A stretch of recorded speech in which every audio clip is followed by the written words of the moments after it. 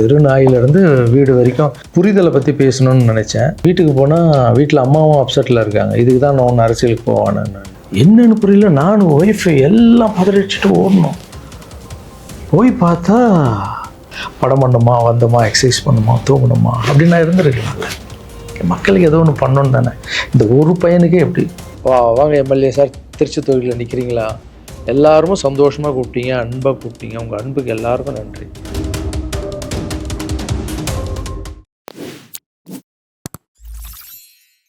எல்லாருக்கும் வணக்கம்.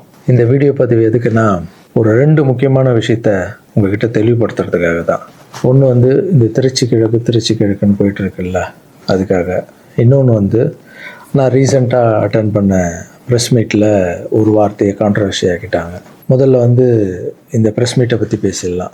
நான் ப்ரெஸ் மீட்டு கொடுத்துட்டு வந்துட்டேன். ஒரு விஷயத்த கான்ட்ரவர்சியாக மாற்றி அது தப்பாக 2-3 பேர் பேசுகிறேன்னொடனே நான் ட்வீட் போட்டுட்டேன், எழுத்துப்பூர்வமாக போட்டுட்டு, நான் ஏங்க மக்களை போய் அப்படி பேச போகிறேன், நான் ஏன் மக்களை போய் அப்படின்னு நினைக்க போகிறேன். தெருநாயிலிருந்து வீடு வரைக்கும் புரிதலை பற்றி பேசணும்னு நினச்சேன். நான் பாட்டு ட்வீட் போட்டு எழுத்துப்பூர்வமாக போட்டுட்டு நான் ஷூட்டிங் போயிட்டேன். ஷூட்டிங் பண்ணிகிட்டே இருக்கோம். 2 நாளுக்கு அப்புறம் பார்த்தீங்கன்னா ஃப்ரெண்ட்ஸ் எல்லாம் ஃபோனு, நண்பா நீ இதுக்கு ஒரு வீடியோ போட்டால் நல்லாயிருக்கும், எல்லாம் தப்பாக புரிஞ்சிட்ருக்காங்க, ஒரு சிலர் இதை அட்வான்டேஜாக எடுத்துக்கின்னு உன்னை பற்றி தப்பாக பேசிகிட்டு இருக்காங்க அப்படின்னா, இப்போ அதான் ஒரு தடவை ட்வீட் போட்டுட்டான்ல, விட்டு நம்ம அதுக்கு போய் சும்மா பேசிகிட்டு இருக்கக்கூடாது. தப்பு நம்ம பண்ணால் பரவாயில்ல, நம்ம தான் பண்ணலையே அப்படின்னு விட்டாச்சு. அதுக்கப்புறம் என்னுடைய ட்ரஸ்ட் குழந்தைங்கள்லாம் ஃபோன் போட்டு, நம்ம படிக்க வச்ச குழந்தைங்க அங்கங்கே வேலை பண்ணிகிட்டு இருக்காங்கல்ல, அங்கிள் நீங்கள் இதுக்காக ஒரு வீடியோ போடுங்க ப்ளீஸ், இது ரொம்ப தப்பாக போய்ட்டுருக்கு அப்படின்லாம் பேசினாங்க. என்னடா இது எல்லாம் அப்படி சொல்கிறாங்களே அப்படின்னு பார்க்கும்போது, வீட்டுக்கு போனால் வீட்டில் அம்மாவும் அப்செட்டில் இருக்காங்க. இதுக்கு தான் நான் ஒன்று அரசியலுக்கு போவானு நான். ஐயோ இது ஏதோ ரொம்ப தப்பாக இருக்குது போல். ஃப்ரெண்ட்ஸுங்கிட்ட எல்லாம் கேட்டு பார்த்தா நம்ம சொன்ன எண்ணங்கள் வேறு, இவங்க தப்பாக பேசிகிட்டு இருக்காங்க, அதுவும் ரொம்ப தப்பாக இருக்குது அப்படின்னும் போது, எனக்கு ரொம்ப க்ளோஸான ஒரு பையன் ஒருத்தர் இருக்கார் என்னுடைய ட்ரஸ்ட்டில். அவர் பேர் ராஜகோபால். அவர் ஒரே ஃபோனில், அங்கிள் நீங்கள் இதுக்கு ஒரு ட்வீட் போட்டு ஆகணும், நீங்கள் அந்த ராஜகோபால் யாருன்னு நான் உங்களுக்கு இன்ட்ரடியூஸ் பண்ண போகிறேன். இது வரைக்கும் நான் பசங்களை டான்ஸ் ஆட வைக்கிறாருன்னு மேலோட்டமாக பார்த்துருக்கீங்க, பசங்களை படிக்க வச்சுருக்காங்கன்னு மேலோட்டமாக பார்த்துருக்கீங்க. அவங்க ஹாப்பியாக இருக்காங்க, இவங்க டான்ஸ் ஆடுறாங்க, இவங்களை படிக்க வைக்கிறாங்க, மாஸ்டர் பர்த்டே கேக் வெட்டுறாரு, இது மட்டும் தானே பார்த்துருக்கீங்க. ஒவ்வொரு வாழ்க்கையிலும் எவ்வளோ கஷ்டம் இருக்குது, அவங்கள நான் எவ்வளோ கஷ்டப்பட்டு வளர்த்தேன் அப்படின்றதெல்லாம் அப்போல்லாம் ரீல்லாம் இல்லை. இப்போ சொல்கிறேன், ஒரே ஒரு பையனுடைய அவர் எப்படி சேர்ந்தார், அவருடைய கஷ்டம் என்ன, நான் எவ்வளோ கஷ்டப்பட்டேன், அவர் இப்போ எந்த நிலைமையில் இருக்கார், எந்த நிலைமையில் இருந்தாலும் நான் அவர் எப்படி விடாமல் இருக்கேன்றதை அந்த பையனை இன்ட்ரடியூஸ் பண்ணுறவாங்க. இவர் பேர் தான் ராஜகோபால். இந்த வீடியோவில் பேசியே அவனுன்ற முடிவில் வந்திருக்காரு. இவர் நிறைய ஆசைப்பட மாட்டார், ஏதாவது ஆசைப்பட்டு கேட்டால் செஞ்சிடணும், எல்லாம் கொஞ்சம் கோவம் வர அவருக்கு. இவர் யாருன்னு முதல்ல நான் சொல்கிறேன். இவர் சேர்ந்தது 20 வருஷத்துக்கு முன்னாடி என்கிட்ட சேர்ந்தார். எப்படி தெரியுமா சேர்ந்தார்? நைட் நான் படுத்துட்டு இருக்கேன், ஒரு 11 மணிக்கு சொல்கிறாங்க, கீழே உங்கள் வீட்டு கீழே யாரோ ஒருத்தர் வெயிட் பண்ணுறாங்க சார், உங்களை பார்க்கணும் அப்படின்னு சொல்கிறாங்க. இல்லைங்க 11 மணி ஆயிடுச்சு, காலையில் வர சொல்லுங்க அப்படின்னு. ஒரு சிலர் படிப்புக்கு ஹெல்ப் கேட்டு வருவாங்க, இந்த ஆர்ட் ஆப்ரேஷன் ஹெல்ப் கேட்டு வருவாங்க அப்படின்னு நினச்சி, சரி படிப்புக்காக தான் வந்திருப்பாங்க நான் நினச்சிக்கிட்டு காலையில் வர சொல்லுங்கன்னு சொல்கிறேன். இல்லை அப்பா அம்மா இல்லை, யாருமே இல்லை, ஊர்லேருந்து உங்களை நம்பி வந்துட்டாரா, ஸோ உங்களை பார்க்கணுன்னு வெயிட் பண்ணுங்கிறார். கீழே போய் பார்த்ததும் தான். அப்போ இவர் கொஞ்சம் நடப்பார், நல்லா நடப்பார். கொஞ்சம்னா பெண்டாய் நடந்து போய் வர அளவுக்கு இவரால் முடியும். போய் பார்த்தேன், அப்படியே கண்ணில் அப்படியே தண்ணி, அப்படியே கலங்கி என்னை அப்படியே கட்டி பிடிச்சார். 20 வருஷத்துக்கு முன்னாடி இவர். ஸோ அந்த அணைப்பிலே எனக்கு ஃபீல் ஆச்சு, இது வலி உள்ளே ரொம்ப இருக்குது, அவருக்குள்ளே நிறைய வலி இருக்குதுன்னு என்னால் ஃபீல் பண்ண முடிஞ்சது. ஏடாக நானும் உட்காந்து கேட்டேன், இல்லை சார் எனக்கு அப்பாவும் இல்லை அம்மாவும் இல்லை யாரும் இல்லை, என்னால் கொஞ்சம் தான் நடக்க முடியும். எனக்கு நீங்கள் உங்களை பற்றி கேள்விப்பட்டேன் சார், நான் இங்கேயே உங்கள் கூடவே தங்கிக்கிறேன் சார், உங்களை பற்றிலாம் நான் படிச்சிருக்கேன் சார், எனக்கு அப்பாவா அம்மாவாக இருந்து நீங்கள் என்னை பார்க்கணும் சார் அப்படின்னு. அந்த நைட் டைமு, அவருடைய பேகு, நடக்க முடியாத ஒரு சூழல் அப்படியே பார்த்து, அப்போ தான் நான் ஆரம்பித்து சின்ன குழந்தைங்க இருக்காங்க, பெரியவங்களை எப்படி சேர்த்துக்கிறது உள்ள, குழந்தைங்க கூட போய் எப்படி நம்ம இவங்களை மிக்ஸ் பண்ணுறது, இந்த டவுட்டெல்லாம் இருக்குது மைண்டில். இதெல்லாம் ஓடுது, எல்லாம் சின்ன பசங்களாக இருக்காங்க, இவர் பெரியவராக இருக்கார், எப்படி உள்ள இதெல்லாம் போயிட்டு இருக்கும்போது கூட யோசனை பண்ணிகிட்டே இருக்கேன். பட் எது நடந்தாலும் இல்லை, கடவுள் அமைச்சிருக்காரு, அவ்வளோதான், சேவையே கடவுள், வாங்க நான் பார்த்துக்கலாம் அப்படின்னு அவர் அப்படியே உள்ளே கூப்பிட்டு போய் ஃபஸ்ட் டைம் சாப்பாடு போடுறோம் வீட்டில். அந்த பசியில் அவர் சாப்பிட்டது அதெல்லாம் கூட இன்னும் கூட எனக்கு ஞாபகம் இருக்குது. அந்த பசியில் சாப்பிடும்போது கண் கலங்கிட்டே இருந்தார், அவ்வளோ பசியில் இருந்தார் அவர். ஸோ இவருக்கு வந்து கீழே ஒரு ரூம் கொடுத்து, ஆஃபீஸ்க்கு போகிறதுக்கு முன்னாடி கீழே ஒரு ரூம் கொடுத்து, இவருக்குன்னு ஒரு செப்பரேட் ரூம் கொடுத்து, குழந்தைங்கள்லாம் உள்ளே இருப்பாங்க, இவர் மட்டும் ஆஃபீஸ்க்குள்ளே போகிறதுக்கு முன்னாடி ஒரு ரூம் கொடுத்து இங்கே தங்குங்கன்னொடனே அவர் அழுது எல்லாம் பயங்கர ஹாப்பியாக ஸ்டே ஆகிட்டார். அப்புறம் பார்த்தீங்கன்னா அப்படியே காலம்போது என் கூடவே இருக்காரு, ஹாப்பி எல்லாமே. மறுபடியும் இம்ப்ரூவ் ஆயிடுச்சு. ஒரு 3-4 வருஷத்துக்கு அப்புறம் ட்ரஸ்ட்டுக்கு நிறைய பேர் வந்து போகிறது இதெல்லாம் இருந்தது. அப்புறம் ஆஃபீஸில் வந்து உட்காருவோன்னா இவர் ரூம் பக்கத்துலேயே இருந்ததால நான் என்ன சொன்னேன்னா, கண்ணா நம்ம ரூம் நம்ம மேலே மாற்றிக்கலாம், ஏன்னா ஆஃபீஸ் இருக்குது, உங்களுக்கும் தூங்கணும், டிஸ்டர்ப் ஆகும், நிறைய க்ரௌட் வந்துட்டு போகிறாங்க அப்படின்னு கேஷுவலாக நம்ம பிள்ளை தானே, நீ மேலே எடுத்துக்கிடா கண்ணா அப்படின்னு சொல்லிட்டு போயிட்டேன். திடீர்னு நைட்டு ஃபோன் வருது, ராஜகோபால் கழுத்தை அறுத்துக்கிட்டாரு, அவருக்கு ரத்தம் ஊற்றுதுன்னு. என்னன்னு புரியல. நானும் ஒய்ஃபு எல்லாம் பதறிச்சிட்டு ஓடணும். போய் பார்த்தா ஒரு பிளேடில் எடுத்து கழுத்தை அறுத்துட்டு இருக்காரு. என்னன்னு ஒர்க்கர்ஸ் கிட்ட கேட்டால் அவங்க சொல்கிறாங்க, இல்லை நீங்கள் கீழே ரூம்லேருந்து மேலே மாற்றிட்டீங்களா அப்படின்னு. பார்க்கறதுக்கு தான் இவர் விளையாட்டு பிள்ளை மாதிரி இருப்பார், அமைதியாக இருப்பார், பயங்கர வால் இது. உடனே நைட்டு ஹாஸ்பிட்டலுக்கு அந்த சூழலை கொஞ்சம் நினச்சி பார்க்கல. இதெல்லாம் இல்லாமல் நான் நார்மலாக நிம்மதியாக படம் பண்ணணுமா, வந்தோமா, எக்ஸசைஸ் பண்ணணுமா, தூங்கணுமா அப்படின்னு நான் இருந்துருக்கலாம்ல. மக்களுக்கு ஏதோ ஒன்று பண்ணணும் தானே. இந்த ஒரு பையனுக்கே எப்படி நைட்டெல்லாம் போய் ஹாஸ்பிட்டலில் உட்காந்து அவருக்கு என்ன ஆகுமோ ஏது ஆகும்னு பயந்து, அதுக்கப்புறம் கூப்பிட்டு வந்து எதுவும் ஆகலன்னு கண்ணா இப்படி பண்ணாதுன்னா அதுக்கப்புறம் தான் அவரே புரிஞ்சுக்கிட்டார். ஒரு மாதம் மேலே இருந்தவொடனே, ஆமாம் மாஸ்டர் கீழேன்னா எல்லாம் வந்துட்டு போவாங்க, எனக்கு தூக்கமே இருக்க, மேலே நிம்மதியாக இருக்கு மாஸ்டர், ஹாப்பியாக இருக்குன்னு. இந்த மாதிரி பசங்களுக்கு டக்குன்னு கோவம் வந்துடும். அதை புரிஞ்சுக்கணும். இந்த ஒரு பையனுக்கே இந்த ஸ்டோரி இருக்குது. அதுக்கப்புறம் இவர் என்ன பண்ணார், நல்லா நடந்திருந்த பையன் வெளியே போகாதுன்னு சொன்னால் என்ன கேட்காம ஏதோ வெளியே போயிருக்கார். ஏதோ ஒரு இடத்துல போய் விழுந்து பேக் போன்னு அடிபட்டுருச்சு. அவ்வளோதான், ஆப்ரேஷன் பண்ணாதான் இவரால் உட்காரவே முடியும்னு சொல்லிட்டாங்க. சரி, ஒரு ஹாஸ்பிட்டல் நான் டிசைட் பண்ணி ஆப்ரேஷன் போனாலும் நான் இந்த ஹாஸ்பிட்டல்லாம் ஆப்ரேஷன் பண்ணிக்க மாட்டேன், நான் காவேரி ஹாஸ்பிட்டலில் தான் ஆப்ரேஷன் பண்ணிக்கன்னு சொன்னார் அவர். ஏன்டா அது காவேரி ஹாஸ்பிட்டலில் அந்த டைமில் வந்து கலைஞர் ஐயா இருக்கார்ல, அவர் வந்து அந்த ஹாஸ்பிட்டலில் உடம்பு சரியில்லாமல் இருந்தார். இவர் அந்த நியூஸ்லாம் பார்த்துட்டு காவேரி ஹாஸ்பிட்டல் தான் சிஎம்லாம் இருக்காங்கல்ல, அதான் பெரிய ஹாஸ்பிட்டல், அங்கே தான் எனக்கு வேணும் அப்படின்னு. என்ன பண்ணுறது, தம்பி போல புள்ள மாதிரி வந்துட்டாரு. அதே காவேரி ஹாஸ்பிட்டல் கூட்டு போய் அங்க ஒரு டாக்டர், இப்போ டாக்டர் பேர் என்ன கண்ணா? ஷாம் சுந்தர் டாக்டர். இப்ப கூட போய் பார்த்துட்டு வந்தீங்கல்ல? இப்ப கழுத்துக்கு அவர் ப்ராப்ளம், இப்ப போய் பார்த்துட்டு வந்திருக்காரு. உங்களுக்கு ஆபரேஷன் எத்தனை நாள் ஆச்சு, எத்தனை வருஷம் ஆச்சு? 5 வருஷம் ஆச்சு. 5 வருஷம். 5 வருஷத்துக்கு முன்னாடி அந்த காவேரி ஹாஸ்பிட்டலே போய் இவருக்கு ஆபரேஷன் பண்ணி, இதெல்லாம் பப்ளிசிட்டி பண்ணணும்னு சொல்லியிருந்தா கீழே விழுந்தது போட்டிருக்கணும், ஆப்ரேஷன் டாக்டர் எப்படி பண்றாருன்னு போட்டிருக்கணும். ஆப்ரேஷனுக்கு அப்புறம் என்ன தெரியுமா நடந்தது, அதுதான் ஆப்ரேஷனுக்கு அப்புறம் இவரால் நடக்க முடியாது, ஒரு ஆளை போட்டு தான் பார்த்துக்கணும்னாங்க. அப்புறம் இவருக்கு ஒரு அம்மா வேலைக்கு ஆளை போட்டோம் இவரை பார்த்துக்கிறதுக்கு வீட்டில். இதெல்லாம் என் சொந்த வீட்டில் வளர்க்குறேங்க, நான் ஃபஸ்ட்டு வாங்கின வீட்டில் வளர்க்குறேன். ஆமாம், இதெல்லாம் என்ன சர்வீஸு, மக்களுக்காக பண்ணுறது. மக்கள் பணத்தால் தான் நான் நல்லா இருக்கேன். மக்களை போய் நான் தப்பாக பேசுனேன்னு சொன்னோன்னே வலிச்சிருச்சு. எங்கள் அம்மாவே வீட்டுக்கு போகிற அழுதுட்டாங்க, இதுக்கு தான் நீ அரசியலுக்கு போவானான்னு சொன்னேன். ஒரு பையனுக்கு எப்படின்னா எத்தனை ஃபிசிக்கல் சேலஞ்சு நீங்கள் பார்த்துருப்பீங்க, என்னெல்லாம் நடந்திருக்கும் என் லைஃப்பில். அதை விட 60 குழந்தைங்களுக்கு என்னென்ன ப்ராப்ளம். ஒரு குழந்தைக்கு கொரோனா வந்து எல்லா குழந்தைக்கும் கொரோனா வந்து. இப்போ தான் வந்து ட்ரஸ்ட்டில் எல்லா பசங்களும் பெருசாகிட்டாங்க, ஒரே ட்ரஸ்ட்டில் இருக்கக்கூடாதுன்னு பசங்க அங்கங்கே படிக்க வச்சு அவங்க பாட்டி வீட்லேயே அங்கங்கே இருக்காங்க. இப்போது ஒரு வாரத்துக்கு முன்னாடி தான் ஃபாதர்ஸ் டே வந்தது.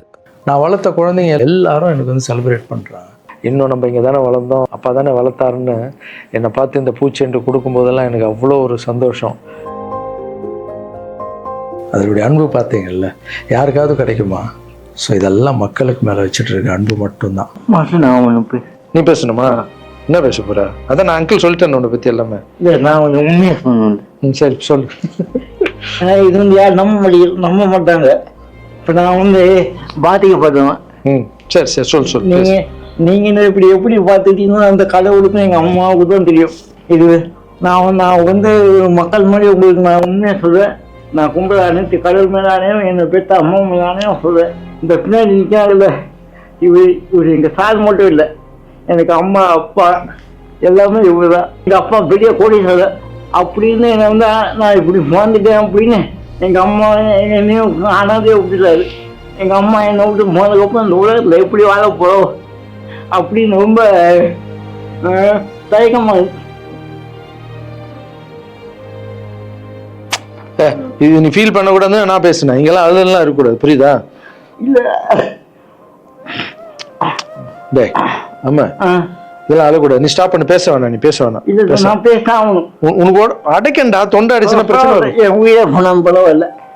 என்னை என் உயிருக்கு கொடுத்து நீங்கள் இப்போ எங்கள் அம்மா என்னை எப்படி 10 மாதம் சுமந்து பெற்றாங்களோ அது மாதிரி இப்போ நான் உயிரோட உங்க முன்னாடி இருக்கேன்னா இந்த இவர் கொடுத்த தைரியமும் இவர் கொடுத்த 10 லட்ச ரூபா செலவு பண்ணி தான் நான் இப்போ உட்காந்துருக்கேன். என்னோட தகுதிக்கு அவ்வளோ கூடிய ஹாஸ்பிட்டலில் நான் போய் ஆப்ரேஷன் பண்ணது கனவு கூட நினைக்க முடியாது. ஒருத்தங்க ஹாஸ்பிட்டலில் போய் சேர்க்கும் போது அவங்க சொந்த பண்ணோம் எல்லாரும் வந்து பார்ப்பாங்க. ஆனால் என்னையாலும் வந்து பார்க்கறதுக்கு ஆள் கிடையாது. ஆனால் என் மாஸ்டர் அந்த ஒரு கொலை கூட தெரியாமல் டெய்லியும் வந்து பார்ப்பாரு. போதும் உங்க பேர் ஆல்ரெடி கழுத்து வலியில இருக்க, ரொம்ப பேச எமோஷனல்லாம் டிஸ்டர்ப் ஆகும். உங்க கிட்ட போய் சொல்றது இந்த உலகத்துக்கு நான் வந்து நீங்க எப்படி சொல்லி நான் போனா கூட பரவாயில்ல. ஏன்னா உங்க எல்லாரையும் தப்பா பேசுறேன், எனக்கு ரொம்ப கஷ்டமா இருக்கு. சரி அதெல்லாம் புரிஞ்சுப்பாங்க கண்ணா, அதெல்லாம் மக்கள் தப்பா பேசல, தப்பா பேசுற மாதிரி பண்றாங்க. நான் சொந்த வீட்டை கூட எங்களுக்காக கொடுத்துட்டு ஒரு வாழை வீட்டுல போயிருந்தாரு. இந்த காலத்துல அப்படி யாருங்க செய்வா? இந்த ஒரு பையனுடைய வாழ்க்கையில எவ்வளோ கஷ்டங்க, எத்தனை குழந்தைங்க வளர்த்துருப்பேன், எவ்வளோ கஷ்டத்தை பார்த்துருப்பேன். எனக்கு ஒன்று பண்ணுங்க, எங்கள் அண்ணன் தப்பாக பேசியிருக்க மாட்டார், யார் என்ன தான் சொன்னாலும் அவர் இதை பண்ணியிருக்க மாட்டார்ன்ற சப்போர்ட் மட்டும் எனக்கு போதும். ஏன்னா எங்கள் அம்மாண்ட இவ்வளோ கெஞ்சி எத்தனை வருஷத்துக்கு அப்புறம் அம்மா ப்ளீஸ்மான்னு சொல்லி விஜய் சார் வந்ததால் ஒரு நம்பிக்கை வந்து அம்மா போன்னு சொன்னாங்க. இப்போது இந்த விஷயம் எப்போ ஸ்டார்ட் ஆச்சோ இந்த கான்ட்ரவர்சி, அப்போத்துலேருந்து அம்மா மறுபடியும் பார்த்தியா நான் இதான் சொன்னார். ஏன்னா அம்மாவுக்கு 70 வயசு ஆகிடுச்சுப்பா, அவங்க சொல்லி புரிய வைக்க முடியாது. அம்மா ஒரு சிலர் தான் வீடியோ போடுறான், பொதுமக்களுக்கு ஒன்றுமே இல்லை நம்ப மாட்டாங்கன்னு சொன்னால் கூட அவங்களுக்கு ஒரு மாதிரி இருக்கும். வயசானவங்க அவங்க போய் எதுவும் பேச முடியாது. ஏன்னா நிறைய பேர் நான் பார்க்குறேன், இன்னும் எல்லாத்துக்கும் அம்மா அம்மா அம்மா அம்மான்னு. அம்மா தானே சார் எனக்கு என்னுடைய ஃபஸ்ட்டு ரசிகை, எங்கள் அம்மா ஃபஸ்ட்டு குரு, ஃபஸ்ட்டு டீச்சரு, அதுக்கப்புறம் என்னுடைய தெய்வம், என்னுடைய பெஸ்ட்டு ஃப்ரெண்டு, எல்லாமே என் வாழ்க்கையில் தாய் தாங்க. தாய் இல்லைன்னா நான் இல்லவே இல்லைங்க. நான் மட்டும் இல்லைங்க, இந்த உலகத்தில் யாருமே இல்லை. என் தாயுடைய ஆசீர்வாதம்லாம் நான் வந்து இருக்க முடியாது. நான் பேசினா தாயின்னு வரும், அது வரலன்னா தான் தப்பு. நீங்கள் என்ன எல்லாத்துக்கும் தாய் தாய் தாய், நான் அப்படி தான். அப்புறம் இன்னொரு வார்த்தை கூட கேட்குறீங்க, ஏன் வர்றதுன்னா வர வேண்டியதானே, ஏன் மக்கள்கிட்ட போய் கேட்கணும்? மக்கள் திருப்பி மகிழ்ச்சியும் திருப்பின்ட்டு இருக்குல்ல. மற்றவங்களாம் கேட்க மாட்டாங்க, வந்துடுவாங்க. நான் மற்றவங்க கேட்க மாட்டாங்க, நான் கேட்பேன். என் சொந்தத்தை எல்லாரையும் கேட்குறேன். அதுமாரி மக்கள்கிட்ட ஒரு வார்த்தை கேட்டால் என்ன தப்பு? ஏன்னா அவங்க தான் என்னை வாழ வச்சாங்க. அவங்க தான் ஒரு வேளை வந்து லாரன்ஸ்னா நீ அரசியலுக்கு வராத, ட்ரஸ்ட் விஷயமே போதும்னு ஒரு வேளை அவங்க நினச்சிருந்தா கேட்குறதுல என்ன தப்பு? அவங்களுக்கு மரியாதை கொடுக்குறதுல என்ன தப்பு? இனிமேல் நான் கேட்டு தான் பண்ணுவேன். 4 பேருக்கு சாப்பாடு போட்டால் அரசியலுக்கு வந்துடலாமா? மாற்றுத்திறனாளிக்கு 2 பேருக்கு டான்ஸ் சொல்லி கொடுத்துட்டா அரசியலுக்கு வந்துடலாமா அப்படின்னு கேட்குறீங்க. நான் 4 பேருக்கு சாப்பாடெல்லாம் போடலாங்க. பார்த்தீங்கல்ல, ஒருத்தருடைய லைஃபையே வளர்த்து எடுக்கிறாங்க. ரொம்ப கஷ்டம். எல்லாரும் அரசியலுக்கு நான் வந்த அப்புறம் இதை பண்ணுறேன் அதை பண்ணுறேன்னு சொல்லுவாங்க. ஆனால் நான் பண்ணிட்டு வரேன்னு சொல்கிறேன், இன்னும் வரேன்னு கூட சொல்லலை. அதுக்குள்ளே அப்படி பேசாதீங்க. 4 பேருக்கு சாப்பாடு போட்டு அரசியலுக்கு வந்துடுறேன். நான் என்னுடைய கஷ்டம் ரொம்ப பெரிய கஷ்டங்க, ரொம்ப வலி இருக்குது எனக்குள்ளே. நான் நிஜமாக உழைச்சிருக்கேன். இதெல்லாம் கேட்கும்போது மனசுக்கு ரொம்ப கஷ்டமாக இருக்குது. முன்னாடி ஏதோ பேசிட்டீங்க, இந்த வீடியோ பார்த்தீங்களா, இப்போவாது என் கஷ்டம் புரிஞ்சிருக்கும். இனிமேல் அப்படி யாரும் தப்பாக பேசாதீங்க. இந்த திருச்சி கிழக்கு தொகுதி, ஸோ நிறைய பேர் இடத்துல பார்த்தீங்கன்னா திருச்சி தொகுதியில் லாரன்ஸ் மாஸ்டர் நிற்கிறாரு. நிறைய பேர் அண்ணா நீங்கள் வாங்கண்ணா, நீங்கள் வந்தால் நாங்கள் ஓட் போடுறோண்ணா, வெல்கம்ண்ணா, இதெல்லாம் சொல்கிறீங்க. நான் ஷூட்டிங் போகிற இடத்துல நான் ஏதாவது ஆஃபீஸ் போனால் கூட வாங்க எம்எல்ஏ சார் திருச்சி தொகுதியில் நிற்கிறீங்களா, எல்லாரும் சந்தோஷமாக கூப்பிட்டீங்க, அன்பாக கூப்பிட்டீங்க. உங்கள் அன்புக்கு எல்லாருக்கும் நன்றி. பட் அது எது தர்மம்னு ஒன்று இருக்குல்ல, என் மனசில் இருக்குதான் நான் இன்றைக்கி சொல்லிடுறேன். நான் திருச்சி தொகுதியில் நான் வந்து நிற்கணுமா? இல்லை விஜய் சார் எப்போது ஹீரோ ஆனாரோ அப்போத்துலேருந்து ஒருத்தர் போஸ்ட் ஓட்டியிருப்பார்ல, அதுக்கப்புறம் அவர் அரசியல் ஸ்டார்ட் பண்ண அப்புறம் அந்த அரசியலுக்காக உழைச்சிருப்பாங்கல்ல, அவர் ஆரம்ப ஸ்டேஜ்லேருந்து வந்தவங்களாம் இருப்பாங்க, அவங்க வரணுமா நான் வரணுமா? விஜய் சார் வீட்டில் இன்னும் எத்தனை பேர் திருச்சிக்காக வெயிட் பண்ணிகிட்டு இருக்காங்களோ நம்மளுக்கு என்ன தெரியும்? அது விஜய் சார் டிசைட் பண்ணணும். விஜய் சார் யார் நிற்க வைக்கிறாங்களோ யார் வேணாலும் ஜெயிப்பாங்க. ஏன்னா விஜய் சார் முகத்துக்கு தானே ஓட்டு விடுது. ஸோ அந்த இடத்துல போய் நான் போய் நிற்கிறதுன்றது அது தர்மமே இல்லைல்ல. யாரோ ஒருத்தர் விதை போடுவாங்க, அங்கே செடி முளைக்கும், அதுக்கு வேலி கட்டுவாங்க, அதை பாதுகாப்பாங்க. ஒரு மரம் ஒன்று வரும், அந்த மரத்தில் ஒரு பழம் வரும். அந்த பழத்தை நான் எடுத்து சாப்பிட்ணுமா, விதை போட்டவங்க சாப்பிட்ணுமா? ஒரு வேளை நம்ம போய் சேரணுன்னா எப்படி நம்ம சேரணும்? ஃபஸ்ட்டு உறுப்பினராக போய் சேரணும். உறுப்பினராக சேர்ந்து அந்த கட்சிக்காக 3 வருஷம் உழைக்கணும், 4 வருஷம் உழைக்கணும். கட்சியுடைய எல்லா நலத்திட்டங்களையும் எடுத்துன்னு போய் வெளியே சொல்லணும். கடமையை செய் பலனை எதிர்பார்க்காதன்றது தான் என்னுடைய கோட்டை. உழைக்கணும். அப்புறம் கட்சி மேலிடம் பார்த்து சிஎம் பார்த்து நல்லா உழைக்கிறாங்க ஒரு போஸ்ட்டு கொடுத்தா அந்த போஸ்ட்டில் நம்ம இருந்து என்ன பண்ணணுமோ அதை பண்ணணும். அது தர்மம். நான் ஃபஸ்ட்டு என்னுடைய நிலைப்பாடை சொல்கிறேன். நான் எதுக்கு அரசியல் வந்திருக்கேன், ஏன் வந்திருக்கேன், யார் கூட போக போகிறேன் அப்படின்றத இன்ஃபார்ம் பண்ணுறேன். ஒரே ஒரு விஷயம் அவர்கிட்ட ஹெல்ப் கேட்க போகிறேன், எனக்காக இல்லை. எப்படி நம்ம ஹெல்ப் கேட்க போகிறேன், கலைஞர் ஐயா இருந்தார், அவர் இருக்கும்போது நான் ஒரு சில குழந்தைங்கிட்ட ஆப்ரேஷனுக்கெல்லாம் ஹெல்ப் கேட்டேன், அவரும் பண்ணார். அதுக்கப்புறம் உதயநிதி ஸ்டாலின் சார், அவர்கிட்ட இப்போ தான் லேட்டஸ்ட்டாக ஒரு 2 மாதத்துக்கு முன்னாடி என்னுடைய மாற்றுத்திறனாளி பசங்க மல்லர் கம்பம் கற்றுக்கிட்டாங்க. மல்லர் கம்பம்னா ஒரு கட்டையை வச்சுட்டு அதுக்குள்ளே டான்ஸ் ஆடுறது கஷ்டப்பட்டு கற்றுக்கிட்டாங்க. அவங்களுக்கு ஷோஸ் எல்லாம் வேணும்னு அவர் நம்பர் என்கிட்ட இல்லை, கேட்டு வாங்கி ஒரு வீடியோ அனுப்பிவிட்டேன், அவ்வளோதான். அவர் என்ன பண்ணார்னா ஸ்டாலின் சார் சிஎம் சாருக்கு இதை அனுப்பி கேட்டு ஒரு வாரத்தில் சிஎம் சார் முன்னாடியே ஆட வச்சுட்டாங்க. ஸோ அவங்கெல்லாம் அப்படி பண்ணியிருக்காங்க. அப்புறம் அன்புமணி ராமதாஸ் சார் பண்ணியிருக்காரு, நிறைய குழந்தைங்க ஆப்ரேஷன். அவர் ஹெல்த் மினிஸ்டராக இருக்கும்போது, நீங்களே நடிகராக இருக்கும்போது நான் ஒரு குழந்தைய கூப்பிட்டு வந்தேன், நீங்களே உங்கள் சொந்த காசை போட்டு ஆப்ரேஷன் பண்ணி அந்த குழந்தைய காப்பாற்றி கொடு. நடிகராக இருக்கும்போதே ஒரு குழந்தைய காப்பாற்றிங்க, இப்போ சிஎம் ஆகிட்டீங்க, தைரியமாக அந்த உரிமையோடு கேட்பேன். ஒரு 1000 குழந்தைக்கு பண்ணு, 1000 நீங்கள் நினச்சா என்ன வேணால் பண்ணலாம் உங்கள் மினிஸ்டர்ஸ் கிட்ட சொல்லி. அது உரிமையோடு வந்து நான் போய் கேட்குறதில்ல, நியாயம் இருக்குது. அது சிஎம் பண்ணும்போது அதை வெளியே வந்து சிஎம் எனக்காக என் நண்பர் வந்து இத்தனை ஆப்ரேஷன் பண்ணார், இத்தனை குழந்தைங்க இந்த ஹெல்ப் பண்ணாருன்னு அப்போ பெருமையாக சொல்லிக்கலாம். நம்ம அதுக்குன்னு ஃபீல் பண்ணுறாதீங்க, அண்ணன் அரசியலுக்கு வரமாட்டார் போல். திருச்சி கிழக்கில் தான் நிற்கலன்னு சொன்னேன், அதுதான் தர்மம் இல்லைன்னு சொன்னேன், வேறு எங்கேயும் நிற்கலன்னு சொல்லல. நிற்போம் பொறுமையாக, அடி மேலே அடி எடுத்து வச்சு, அவசரப்பட்டு என்ன இது சீக்கிரம் வாங்கலாம் அப்படின்னு சொல்கிறேன். என்ன காய்கறி கடையாக போய் வாங்குறதுக்கு?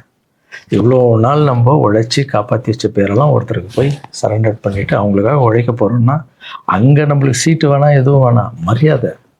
எங்கே நம்மளுக்கு மரியாதை நல்லா கிடைக்குதோ, யார் கூட போய் சேர்ந்தால் மக்களுக்கு நல்லது நடக்குமோ எல்லாம் திங்க் பண்ணி அழகாக பண்ணுவோம். ஏதோ ஈஸியாக கிடைக்குதுன்னு எம்எல்ஏ சீட்டில் வந்து உட்காந்துக்கிட்டு, இல்லை மினிஸ்டர் சீட்டில் உட்காந்துன்னு பதவி அனுபவிக்கிறதுக்காக வருவேன்னா, என் சுயநலத்துக்காக வரேன்னா, இல்லை மக்கள் பின்னாடி வந்து நிற்கிறேன்னா, மக்கள் பிரச்சனைக்காக நான் வரேன். மக்கள் பிரச்சனைக்கு வர்றது தானே இங்கே கரெக்டான ஒரு விஷயம். இப்போ ஏதோ ஆசைக்கு ஏதோ கூப்பிட்றாங்க, இப்போ நம்ம போயிட்டு பதவி அனுபவிக்கலான்றது தப்பு இல்லைங்க. அதுதான் என்கிட்ட ஆல்ரெடி இருக்கேன், நான் சந்தோஷமாக தானே இருக்கேன், என்கிட்ட எல்லாமே இருக்கேன். மக்கள் பிரச்சனைக்காக நம்ம வந்து எங்கே போகணும், யார் கூட போகணும், எப்படியாப்பட்ட அரசியலை கையில் எடுத்தால் மக்களுக்கு நல்லது நடக்கும்ன்றத நல்லா திங்க் பண்ணி பொறுமையாக நானே உங்களுக்கு இன்ஃபார்ம் பண்ணுறேன். 2 படம் போயிட்டு எவ்வளோ சீக்கிரம் சொல்ல முடியும்னு நான் உங்களுக்கு சொல்கிறேன். தேங்க்யூ. சர்வீஸ் இஸ் காட் மாற்றம், சேவையே கடும். பாய்.